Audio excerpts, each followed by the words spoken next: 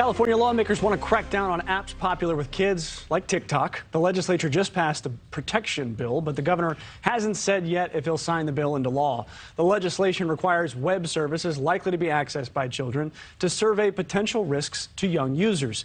It would also crack down on tracking personal information of minors.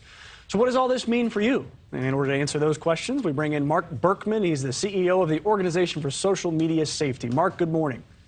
Good morning. Thank you for having me. So my first question about this act is, what is the effect going to be on apps like TikTok if the governor signs this bill?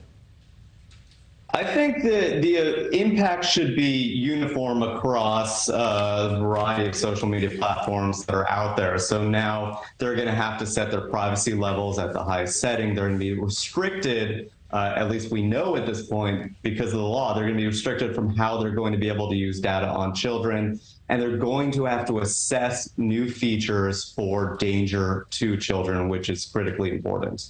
Yeah, it's called the California Age Appropriate Design Code Act. It passed unanimously in both chambers, and now it goes to Governor Newsom's desk to see if it will be signed into law.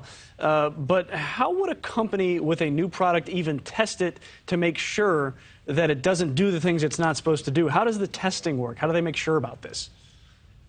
The bill doesn't necessarily define the process of testing. It just requires that testing be done, and that if there is potential harm for a new feature, that they analyze how to mitigate that risk. It's really the basic process of what any of these companies should be doing. Unfortunately, a lot of them are not doing it, and we're seeing a lot of children being harmed. So this is really an essential first step here that California is undertaking, hopefully when the governor signs the bill. Well, I was reading it, and it says it requires digital platforms to vet whether new products might pose harm to kids. So I was thinking new products, I was thinking new apps, and that things like Snapchat, TikTok, Instagram, they might be grandfathered in, but you're saying new features on currently existing apps could be impacted by this. Is that right?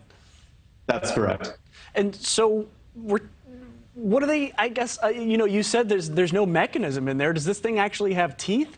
You know, if you can't really judge, or the law doesn't say anything necessarily about how things need to be tested, how will these social media companies be held to account? Yeah, I mean, I think the teeth are with the privacy provisions there. You know, just getting them to go through the process of making these assessments and having them submit them to the Attorney General is a very important step. But I think there's additional legislation in the pipeline, particularly in the federal level, that's going to provide some necessary teeth here in terms of ensuring that these features are safe for children. Well, the other question I have about it is kids often lie about their age. So how would even the social media companies know who is using their products and whether or not they're actually of an age that needs to be protected?